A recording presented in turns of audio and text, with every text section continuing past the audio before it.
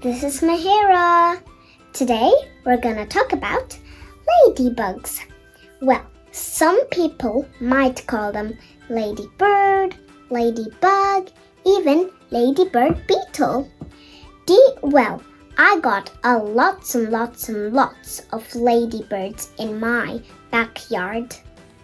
The fun fact is, ladybugs are not really bugs.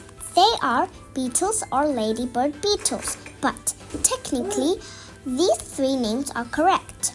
Anyway, I prefer to call ladybird. There are over 5,000 different species of ladybirds that can be found all over the world.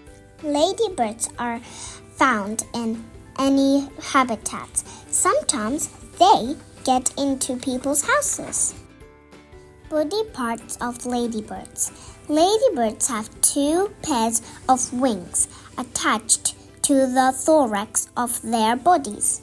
The inner pair of wings is used for flying. The outer pair of wings is hard like a shell and is used to protect the ladybird. Ladybirds eat mites, aphids, and plants. Ladybird life cycle: egg stage, larva stage, pupa stage, adult stage. Then the cycle starts all over again. Goodbye, ladybird.